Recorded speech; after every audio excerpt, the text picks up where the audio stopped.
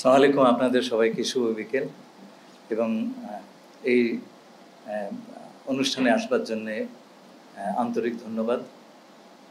আমাদের প্রেস সচিব আপনাদেরকে জানালেন গত 3 থেকে 4 তারিখ মাননীয় প্রধান উপদেষ্টা বিমস্টেক ষষ্ঠ সম্মেলনে অংশগ্রহণ করার জন্য ব্যাংককে তার সফর। আমি খুব আমার ভূমিকা দীর্ঘ করব না। আমি আশা করব আপনারা আমি নিশ্চিত আপনারা এই বিষয়ে অবগত আছেন। আমি 3-4টা বিষয়ের উপরে আলোকপাত করব। প্রথম কথা হচ্ছে, একটা বড় আউটকাম বিমস্টেকের হচ্ছে আমাদের মাননীয় প্রধান উপদেষ্টা বিমস্টেকের সভাপতি নির্বাচিত হয়ে চেয়ারম্যান নির্বাচিত হয়েছেন আগামী 2 বছরের জন্যে, এবং তিনি প্রত্যয় ব্যক্ত করেছেন বিমস্টেককে একটি গতিশীল সংস্থা হিসাবে এগিয়ে নিয়ে যাওয়ার। বিমস্টেক সদস্যদের নাম দেখলে আপনারা বুঝতে পারবেন যে এখানে দক্ষিণ এশিয়ার সদস্য রাষ্ট্র যেমন আছেন, তেমনি দক্ষিণ পূর্ব এশিয়ার থাইল্যান্ডও আছে। সুতরাং এটা এই দুটো অঞ্চলের একটা যোগসূত্র এবং দু অঞ্চলের যে ইকোনমিক ডাইনামিজম, সেটা অর্জন করার একটা ইনস্ট্রুমেন্ট বিমস্টেক হতে পারে, সেই পটেনশিয়াল তার আছে। আগামী 2 বছরে আমাদের প্রধান উপদেষ্টা মাননীয় প্রধান উপদেষ্টা এই বিষয়ে ফোকাসড অ্যাটেনশন রাখবেন। বিমস্টেকের সচিবালয় কিন্তু ঢাকায়, সুতরাং এই আগামী 2 বছর সংস্থাটির সভাপতি এবং সচিবালয় দুটোই ঢাকায় থাকবে এবং আমরা একযোগে কাজ করতে পারবো বলে আশা করছি। বিশেষ করে বিমস্টেকের FTA ফ্রি ট্রেড এগ্রিমেন্ট, যেটা অনেক বছর ধরে কথাবার্তা হচ্ছে, অগ্রগতি খুব একটা হয়নি। এই ক্ষেত্রে আমরা প্রাণ সঞ্চার করার একটা প্রচেষ্টা ক্রিয়াশীল রাখব।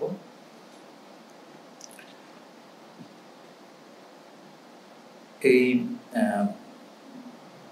সম্মেলনে বিমস্টেকের সদস্য রাষ্ট্রগুলোর মধ্যে একটি চুক্তি স্বাক্ষরিত হয়, ম্যারিটাইম ট্রান্সপোর্ট কোঅপারেশন, এবং তাতে আমরা আশা করছি আগামী বছরগুলোতে এই দেশগুলোর মধ্যে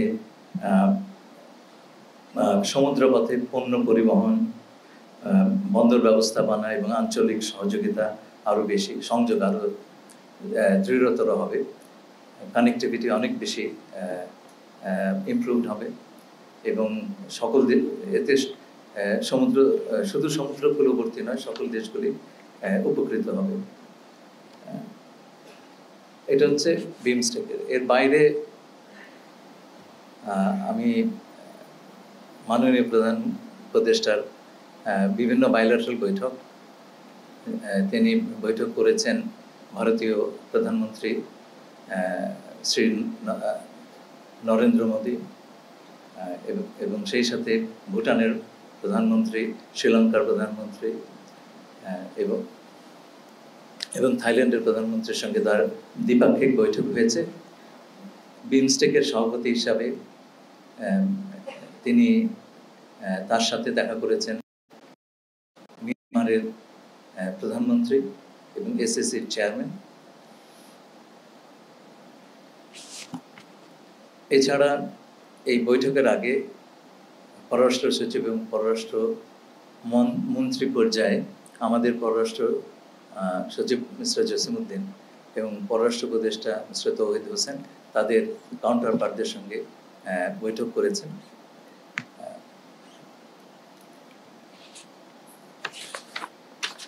তৃতীয় যে বিষয়টা বলবো, মায়ানমারের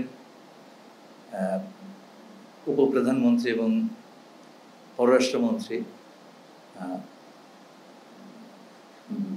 উত্থানসয়ে আমার সঙ্গে আলোচনা করেছেন বৈঠকের এই সম্মেলনের সাইডলাইনে।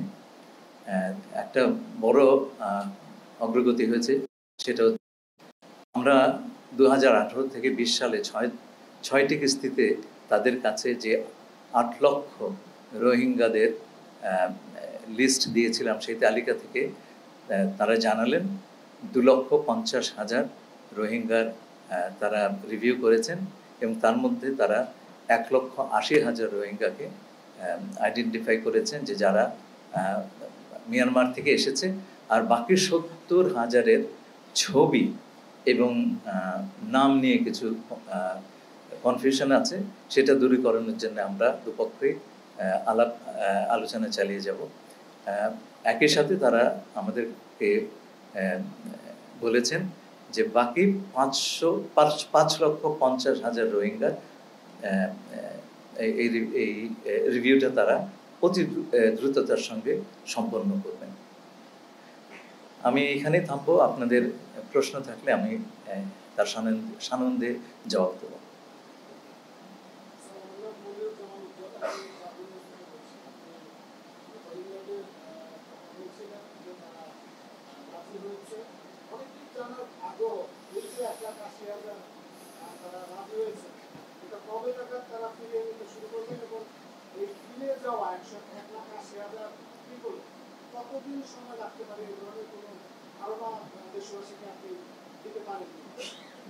ধন্যবাদ।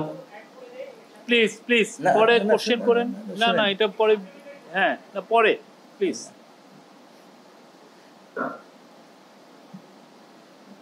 এই যে 1,80,000 যাদেরকে ক্লিয়ার করা হয়েছে, তার তো কালকেই চলে যাচ্ছেন না। এটার জন্য একটা প্রক্রিয়া লাগে, যে কোনো প্রত্যাবাসনের একটা কিন্তু প্রক্রিয়া লাগে। তারা যাবেন, কি করে যাবেন, সেই জায়গাতে কি অবস্থা আছে, সেফটি সিকিউরিটি আছে কিনা, হ্যাঁ, এবং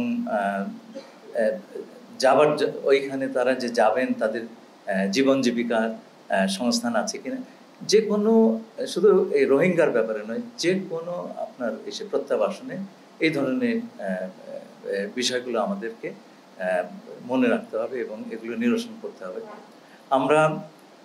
আমি সবসময় বলেছি, আমরা সকল পক্ষের সঙ্গে যোগাযোগ রাখছি। এই প্রত্যাবাসনের জন্য আমাদের যেমন কারা প্রত্যাবাসিত হবেন সেটার জন্য আমাদের মিয়ানমারের কাছ থেকে ভেরিফিকেশনটা নিতে হচ্ছে। এই ভেরিফিকেশনের প্রক্রিয়াটা 2018 সালে মিয়ানমারের সঙ্গে যে আমাদের দ্বিপাক্ষিক চুক্তি হয়, সেই চুক্তি মোতাবেক হয়েছে। সুতরাং এটা একটা ভ্যালিড চুক্তি। এবং এটা মনে রাখতে হবে যে রাখাইন কিন্তু এখনো মিয়ানমারের একটা সভরেন টেরিটরি। ফিরিয়ে নিয়ে যাওয়ার জন্যে যেই প্রক্রিয়া, সেটা নিয়ে আমরা আলোচনা করেছি আরাকান আর্মির সাথে। তাদের ঘোষিত যে পজিশন, সেটা হচ্ছে তারা রোহিঙ্গাদেরকে ফিরিয়ে নিয়ে যাওয়া, এটা তাদের একটা প্রিন্সিপাল পজিশন। তারা এটা প্রকাশ্যে সেপ্টেম্বরে বলেছেন, এই গত বছরে আমাদের সঙ্গে আলাপ আলোচনার সময় তারা এটা পুনর্ব্যক্ত করেছেন দায়িত্বহীনভাবে। সে কারণে আমরা মনে করি যে এই যে 1,80,000 আমরা এদেরকে মায়ানমারে ফিরিয়ে দেওয়ার বন্দোবস্ত করতে পারবো। সময় লাগবে, তো কালকে হচ্ছে না। এই যাতে দ্রুততম সময় তারা যেতে পারেন, আমাদের প্রচেষ্টা থাকবে সেটাই। এবং সেজন্য আমরা মায়ানমার কিংবা আরাকানের যে যারা বাস্তবে এখন অথরিটি, আন্তর্জাতিক সংস্থাগুলো এবং আমাদের যারা বন্ধু দেশগুলো আছেন, তাদের সবার সঙ্গে মিলে আমরা এই কাজটি করব। আপনি জানেন যে আমাদের মাননীয় প্রধান উপদেষ্টা বলেছেন যে আগামী বারের ঈদ তারা দেশে গিয়ে করবেন, সেটাই আমাদের লক্ষ্য। দেশে একটা বিনিয়োগ সম্মেলন চলছে, অনেক বিদেশি বিনিয়োগকারী এসেছেন, তারা বিভিন্ন প্রকল্প ঘুরে দেখছেন, ভালো একটা রিভিউ দিয়েছেন। কিন্তু এইরকম একটা পরিস্থিতির মাঝে ইসরায়েল বিরোধী বিক্ষোভের নামে একদল তরুণ বেশ কিছু বহুজাতিক কোম্পানির আউটলেট লুটপাট করলো। তো এই বিদেশি বিনিয়োগকারীদের কাছে কি মেসেজ গেল? দেখুন, আমরা একটা জিনিস লক্ষ্য করেছি, আমরা যখন একটা ভালো কাজ করতে গেছি, নানান রকম হঠাৎ করে অকস্মাৎ কিছু কিছু সমস্যার উদ্ভব হয়েছে এবং এটা আমাদের ভালো কাজগুলো ডিরেল করার একটা প্রচেষ্টা হিসেবে আমাদের এখন ধারণা হচ্ছে, কারণ এটা একটা প্যাটার্ন দাঁড়িয়ে গেছে। গাজাতে ইসরায়েলের কর্মকাণ্ডের সারা বিশ্ব বিবেক ক্ষুব্ধ এবং বাংলাদেশে তার প্রতিক্রিয়া খুব স্বাভাবিক। কিন্তু আমার কাছে সবচাইতে বেদনাদায়ক যেটা মনে হয় যে আমাদের ঘরের উপর একটা গাজা বসে আছে, রোহিঙ্গা, তার সেইটা নিয়ে কারো মিটিং মিছিল নাই, সেইটা নিয়ে আলাপ আলোচনা নাই, আছে হচ্ছে এগুলো নিয়ে রাস্তায় নামা, লুটপাট করা। এগুলি বন্ধ করতে হবে। আমার সমস্যা আমাকে আগে সমাধান করতে হবে। হ্যাঁ, পৃথিবীর সকল নির্যাতিত মানুষের পাশে বাংলাদেশের মানুষ। আমরা যে প্রক্রিয়াতে গেছি, আমাদের স্বাধীনতা সংগ্রামের সময় সারা বিশ্বের নির্যাতিত নিপীড়িত মানুষ আমাদের পাশে দাঁড়িয়েছিলেন। এটা আমাদের ঐতিহাসিক দায়। এই দায় আমাদের সবসময় মেটাতে হবে। কিন্তু আমার ঘাড়ের উপর তো একটা সমস্যা বসে আছে, নাকি রোহিঙ্গার একটু কম মুসলমান আর অন্যরা একটু বেশি মুসলমান। আমার কিন্তু খুব লজ্জা লাগে যখন বাইরে আমাকে জিজ্ঞেস করে, তোমার দেশে তো রোহিঙ্গা নিয়ে কথাবার্তা নেই, তোমরা অন্য বিষয় নিয়ে কথা বলো। ভাই, আমার প্রায়োরিটি তো আমাকে বুঝতে হবে। আমি সবাইকে আহ্বান করব যে দেখুন, বাইরের কথা আলাপ নিশ্চয়ই করবেন, কিন্তু ঘরের সমস্যা এইটা নিয়ে প্রথম দাঁড়িয়ে যাবেন। তা নাহলে পরে আমরা দেশের স্বার্থ রাখতে পারবো না। শহীদ ভাই,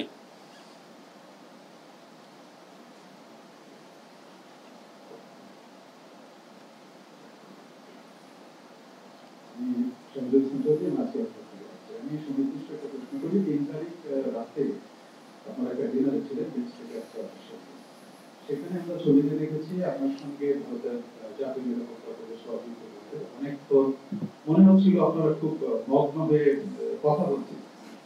তো সেখানে অজিত দোভাল আপনাকে কি বলেছেন, আপনি কতটা শেয়ার করতে পারেন? আমি বলছি যে এটা হয়তো আপনি সব কিছু পারবেন না, কতটা শেয়ার করতে পারেন, তারা আসলে কি চায়? ধন্যবাদ। তার দিন 2 আগে আমেরিকার ডেপুটি ন্যাশনাল সিকিউরিটি অ্যাডভাইজারের সঙ্গে আমার আলাপ হয়। উনি ফোন করেছিলেন,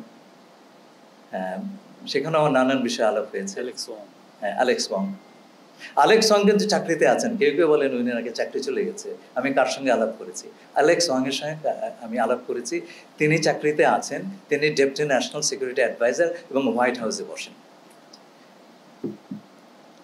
দেখুন, মিস্টার দোভালের সঙ্গে আমার বেশ অনেকক্ষণ আলাপ হয়েছে। ঘড়ি ধরে তো আলাপ করিনি, এবং আমরা আলাপে মগ্নই ছিলাম। আমি সব জানাবো আমার স্মৃতি কথায়।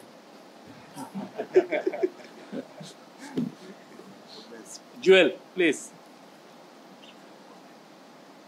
স্যার, আপনি বলছিলেন রোহিঙ্গা রিপাট্রিয়েশনের বিষয়ে সেফটি সিকিউরিটি একটা ইস্যু। আমরা বরাবরই করে ভলান্টারি রিপাট্রিয়েশন চাচ্ছি। এখানে একটা বিষয় আপনি বলেছেন যে আরাকান আর্মি ইন প্রিন্সিপাল তারাও চায়, তাদের পজিশন হচ্ছে তারা রোহিঙ্গা রিপাট্রিয়েশন চায়, কিন্তু ধরেন ওইখানে যদি 80% 90% জায়গা আরাকান আর্মির আন্ডারে থাকে, আপনি বলছেন শপিং করে স্টিল মেম্বার, তো ওদের দেশের মধ্যকার যে এই যে পরিস্থিতি, সেটা কি রোহিঙ্গাদের যাওয়ার বিষয়ে বিলম্বিত করবে কিনা আপনারা সেই বিষয়ে, কিংবা আপনারা এই বিষয়টা মাথায় রাখছেন কিনা? আমরা সব বিষয়ে মাথায় রাখছি। আপনারা গত 3 মাসে দেখেছেন আমরা এই বিষয়ে যথেষ্ট অগ্রগতি অর্জন করেছি। প্রথম কথা হচ্ছে, এই বিষয়টা মানুষ ভুলেই যাচ্ছিল। জাতিসংঘে মাননীয় প্রধান উপদেষ্টা গিয়ে এই বিষয়টি উত্থাপন করলেন। শুধু তাই নয়, জাতিসংঘের একটা আন্তর্জাতিক সম্মেলন হবে সেই সিদ্ধান্ত তিনি আদায় করে নিয়ে এলেন। আপনারা দেখলেন UNHCR তার প্রধান এসে বললেন প্রত্যাবাসনে একমাত্র সমাধান। এরপরে জাতিসংঘের মহাসচিব এলেন, তিনিও বললেন প্রত্যাবাসন একমাত্র সমাধান। আমরা গেলাম চীনে, সেখানকার জয়েন্ট স্টেটমেন্টে আপনি দেখবেন প্রত্যাবাসনের সমাধান। এই যে প্রত্যাবাসন হ্যাজ বিকাম দি ইস্যু, আর কোনো ইস্যু নাই। আচ্ছা, এবং প্রত্যাবাসনের ব্যাপারে আমরা একটা প্রথমবারের মতো একটা সংখ্যা পেলাম। গত 8 বছরের সংখ্যাটা আমাদের কাছে ছিল না। এই প্রথম একটা অ্যাগ্রিড সংখ্যা আমরা পেলাম। আচ্ছা, আমাদের একটা ভিত্তি হলো। এখন কথা হচ্ছে, আপনি তো একটা জনগোষ্ঠীকে আগুনের মধ্যে ঠেলে দিতে পারেন না, তার নিরাপত্তা আপনাকে দেখতে হবে। এবং সেইখানে গিয়ে তারা তাদের জীবনযাত্রা যাতে শুরু করতে পারেন, তার একটা এনেবলিং এনভায়রনমেন্ট, এটা আমাদের নিশ্চিত করার ব্যাপারে কাজ করতে হবে। এটা আমরা একা পারবো না, সবার সঙ্গে আলাপ করে করতে হবে। এবং আমি আবারও বলছি, সবার সঙ্গে আমাদের যোগাযোগ আছে, সবার সঙ্গে, কাউকে বাদ দিয়ে আমরা এই কাজ করছি না। আরাকানে যাতে শান্তি এবং স্থিতি কিছুটাও দ্রুত ফিরে আসে, সেইখানকার যে অত্যন্ত কঠিন একটা মানবিক সমস্যা, হিউম্যানিটারিয়ান সিচুয়েশন যাচ্ছে, সেইটা নিরসনের জন্য আমরা আন্তর্জাতিক সংস্থাগুলোর সাথে, বিভিন্ন দেশগুলোর সাথে কাজ করছি এবং যত দ্রুত সম্ভব আমরা চেষ্টা করছি সেইখানকার হিউম্যানিটারিয়ান সিচুয়েশন যাতে আমরা কিছুটা হলেও নিরসন করতে পারি। সেজন্য দরকার হচ্ছে দুপক্ষের, বিবদমান দুই পক্ষের আপনার যুদ্ধের বিরতি। এবং আমি আপনাদেরকে বলতে পারি যে আমাদের সঙ্গে আলোচনায় প্রতিমান হয়েছে যে হিউম্যানিটারিয়ান সাপোর্ট যখন আমরা জাতিসংঘ যখন দেবে, যেটাতে আমরা সাহায্য করব, সেই সময়টাতে দুই পক্ষই যুদ্ধাবস্থা পরিহার করবে। আমি শেষ করছি। এবং তার থেকে একটা স্থিতির সূচনা হবে বলে আমরা আশা করছি। সেই মুহূর্তটার জন্য আমাদের অপেক্ষা করতে হবে, খুব বেশি দেরি নেই সেটা। এবং সেই সময় থেকে আমরা প্রত্যাবাসনের ব্যাপারে একটা বাস্তব আলোচনা করতে পারবো। বলুন। আমি শুনতে পাচ্ছি না। ইউএন সেক্রেটারি জেনারেল যখন এসেছিলেন তখন আমি প্রশ্নটা করেছিলাম, উনি এক ধরনের ইন্টারন্যাশনাল হিউম্যানিটারিয়ান করিডোর তৈরি করতে চাচ্ছেন রোহিঙ্গা ইস্যুটি বেস করে আরাকান, রাখাইন এবং বাংলাদেশের মধ্যে। তো বাংলাদেশের স্ট্যান্স কি আসলে এই international corridor, humanitarian corridor? Corridor কথাটা উনি বলেননি, চ্যানেল বলেছেন। করিডোর কথাটার একটা আইনগত মানে আছে, উনি এটা অ্যাভয়েড করেছেন। আমাদের সঙ্গে কথাবার্তা বলে উনি করেছেন।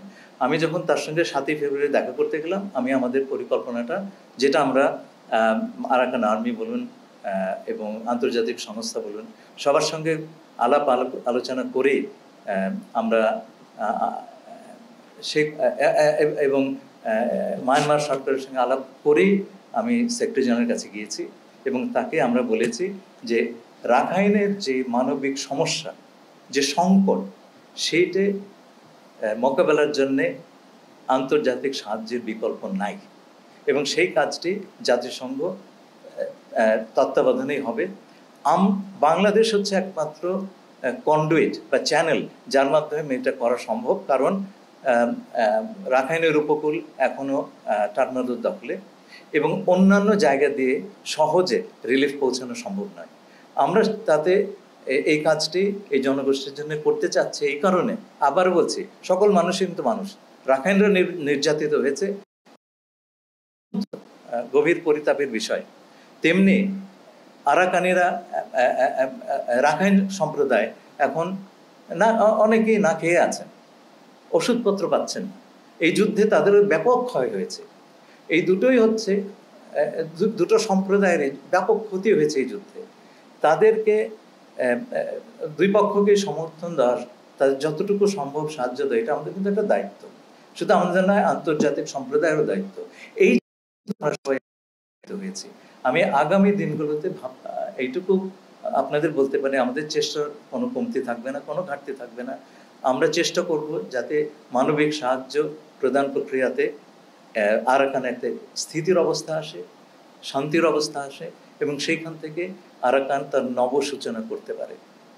সেটাই হচ্ছে রোহিঙ্গাদের প্রত্যাবর্তনের একটা বড় আপনার শর্ত বলবো না, এটা খুব প্রয়োজনীয় একটা বিষয়। তাদেরকে আমরা একটা ইনসিকিউর অবস্থায় ঠেলে দিতে পারি না। স্যার, আমার নাম মোস্তফা মল্লিক, আমি চ্যানেল আই কাজ করি। বলুন। আপনার আমরা এতদিন আসলে এই রিপোর্টই করতাম, আসলে রোহিঙ্গারা আসছে। একটু আপনি যেটা বললেন যে রাখাইনে শান্তি প্রতিষ্ঠার জন্য বাংলাদেশ কাজ করছে, এটা একটা নতুন মানে আমি আন্তর্জাতিক মিডিয়ায় যদি এইভাবে সংবাদটা আসে, এটা বাংলাদেশের জন্য ডেফিনেটলি একটা ভালো পজিটিভ একটা দিক। এইটা নিয়ে আসলে কতটুকু এগিয়েছে, মানে ওই পার্টে যাতে আমরা তাদের সাথে কথা বলেছি, এটা একটা। আর একটা স্যার, আমি প্রশ্নটা সব জায়গায় করি যে প্রফেসর ইউনূস সাহেব চাচ্ছেন, শুরু থেকেই বলছেন যে সার্ককে আবার কার্যকর করা। তো এখন বাধাটা কোন জায়গাটা, এটা কতদূর পর্যায়ে এগিয়েছে? আপনার দ্বিতীয় প্রশ্নের উত্তরটা প্রথমেই দিচ্ছি। আমরা সার্ক যাতে ক্রিয়াশীল হয় সে ব্যাপারে আমাদের মাননীয় প্রধান উপদেষ্টার চেষ্টার কমতি নেই। উনি বিমস্টেকে সার্কের যারা সদস্য আছেন তাদের সবাইকে বলেছেন যে এই বিষয়ে আমাদের উদ্যোগ নিতে হবে, এবং উনি সুনির্দিষ্ট একটা প্রস্তাব করেছেন যে ওদের স্ট্যান্ডিং কমিটি, যে কমিটি ফরেন সেক্রেটারি লেভেলে আপনার অনুষ্ঠিত হয়, সেটার সভা ডাকতে আমরা সবার উত্তর অপেক্ষায় আছি। সেটা হলে পরে আমাদের স্যার বলেন না যে আমাকে চাবিটা আমার দরকার তালা খোলার জন্য, তো ওই তালা খোলার প্রচেষ্টায় আছে।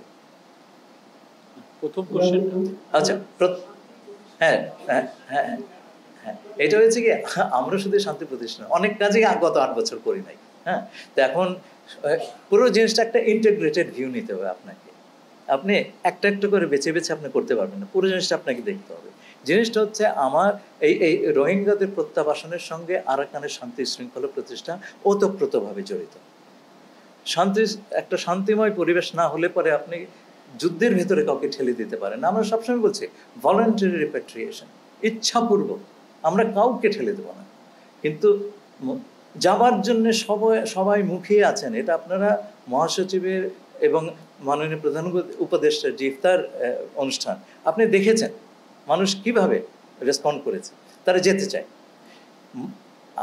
মহাসচিব নিজে উদ্যোগে মানুষকে, রোহিঙ্গাদেরকে পথে পথে জিজ্ঞেস করেছেন, বাড়িতে বাড়িতে গিয়ে জিজ্ঞেস করেছেন যে তোমরা কি যেতে চাও? সবাই যেতে চেয়েছে উইদাউট এক্সেপশন।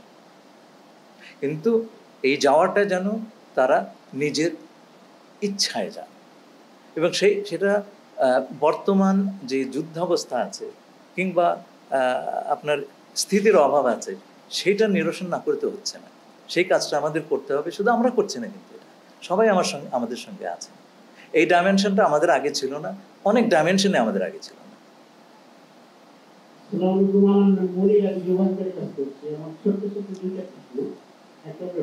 যখন কথা হয়েছে আপনার সেখান থেকে ফেরত চেয়েছেন, জবাবে ওনারা কি বলেছেন আরেকটু যোগ করি। আপনার ভারতের সাথে যখনই আলোচনা হয় তারা সংখ্যালঘু নির্যাতনের বিষয়টা সামনে নিয়ে আসে, বাংলাদেশ সংখ্যালঘু নির্যাতন, ওদের দেশে যে সংখ্যালঘু নির্যাতন হয় একটা এটা এই বিষয়টা খুব শুনতে।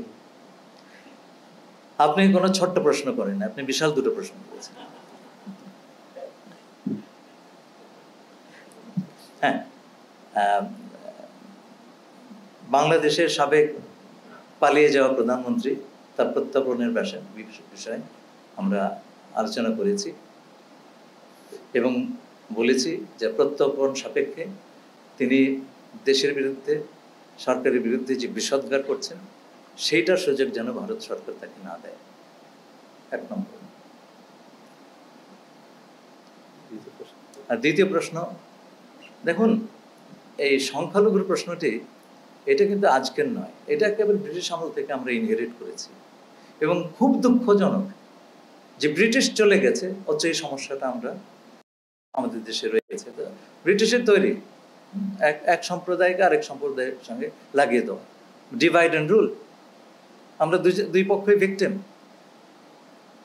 আমাদের তো বুঝতে হবে এতে আমাদের কোনো লাভ নাই। কোনো দেশের সংখ্যালঘুকে দাবিয়ে রাখার মানে হচ্ছে একটা জনগোষ্ঠীকে আপনি আপনার জীবনের মূলস্রোতে আনতে পারছেন না। It's a loss. যে দেশেই হচ্ছে তাদেরই লস, শুধু বাংলাদেশের কথা বা ভারতের কথা বলছি না। যে কোনো দেশে এই ধরনের ঘটনা যখন ঘটে, ইটস এ ন্যাশনাল লস। আমরা আমাদের দেশে আমরা এটা একেবারে অকপটে স্বীকার করি যে সরকার পরিবর্তনের সময় আসলে 5-7 দিন সরকার ছিল না, সে সময় নানান রকম ঘটনা ঘটেছে এবং যে দলের পতন ঘটেছে তাদের মুসলমান হিন্দু নির্বিশেষে তাদের উপরে নানা রকম হামলা হয়েছে, দুঃখজনক। কারণ আইন তো হাতে নিয়ে নেওয়া উচিত নয়। তবে এখন সবাই এটা বুঝতে পেরেছেন যে সে আগের অবস্থা নাই, এ ধরনের ঘটনা ওই স্কেলে তো আর ঘটেনি। তবু আমরা বলবো যে আমরা কোনো ধরনের সাম্প্রদায়িক সম্প্রীতির অভাব দেখতে চাই না। সরকার কিন্তু সবকিছু করতে পারবে না, এটা আমাদের সামাজিক দায়িত্ববোধের ব্যাপার আছে। আমাদের সবাইকে মিলেই কাজটা করতে হবে। আপনি বলছেন ভারতে হচ্ছে তাই বলে কি আমাদের দেশে হবে নাকি? আমরা তো সাম্প্রদায়িক সম্প্রীতির একটা উদাহরণ বলে নিজেদেরকে অভিহিত করি, সেই কাজটা কিন্তু আমাদের চালিয়ে যেতে হবে। মুস্তাফিজ প্লিজ, মুস্তাফিজ।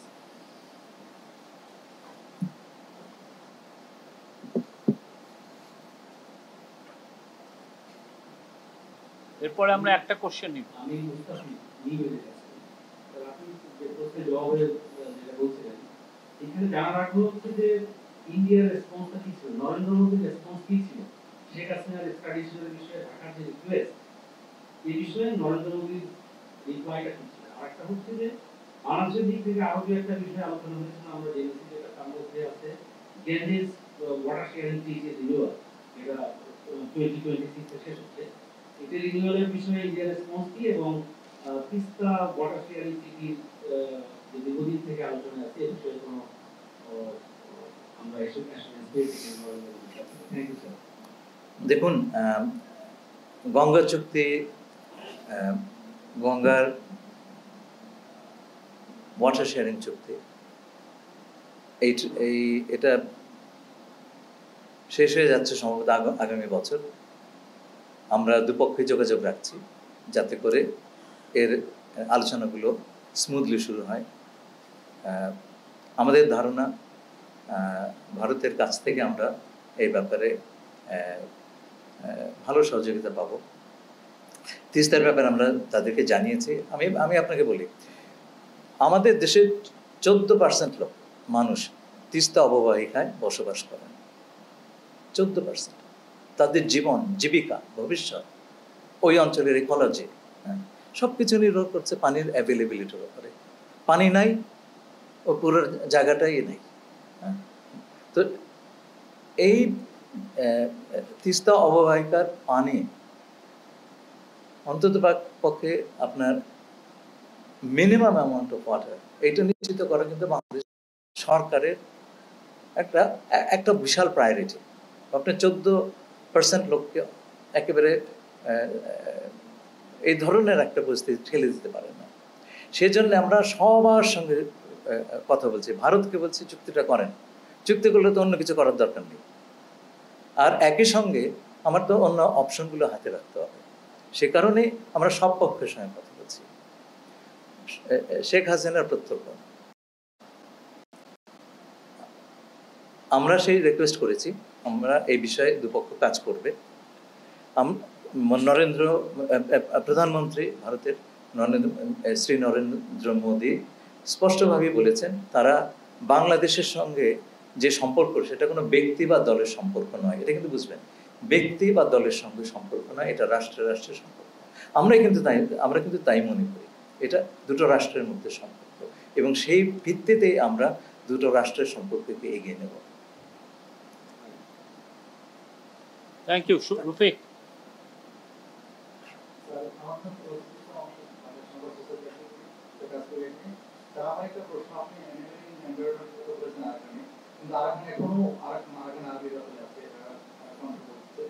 সেক্ষেত্রে মানে আলোচনা আমির সাথে তো প্রত্যাবর্তন করা প্রায় অসম্ভব। সেক্ষেত্রে বাংলাদেশ কি মধ্যস্থতাকারী হিসাবে যাতে আলোচনা করা যায় সেসব করবে কিনা মায়ানমার গভর্নমেন্টের সাথে? না, ধরুন আপনাকে বলছি, আরাকান আর্মির সঙ্গে আমরা আলাপ করছি, এর জন্য মায়ানমারের সঙ্গে যাওয়ার প্রয়োজন নাই, কারণ ওই দুই পক্ষের মধ্যে কোনো কথাবার্তা বিশেষ হয় না। আচ্ছা, আমরা এই আলোচনায় জাতিসংঘকে মাঝামাঝি রেখেছি এই কারণে, আমরা একটা এস্টাবলিশ স্টেট, আন্তর্জাতিক নিয়ম কানুন মেনে নিয়ম কানুন দ্বারা আবদ্ধ একটি রাষ্ট্র। আরাকান আর্মি বা ইউনাইটেড লিগ অফ আরাকান, তারা নন স্টেট অ্যাক্টর। এই ধরনের কোনো চুক্তির বা আন্তর্জাতিক নর্মস তাদের জন্য বাধ্যবাধক নয়, কারণ they are not parties to that. এর জন্যে তারা যাতে অ্যাকাউন্টেবল থাকে, আমাদের অ্যাকাউন্টেবিলিটির কোনো সমস্যা নেই, তারা যাতে অ্যাকাউন্টেবল থাকে সেই কারণে, এবং এই আলোচনাটা যদি ফ্যাসিলিটেটেড হয়, আমরা জাতিসংঘকে মাঝামাঝিতে রেখেছি।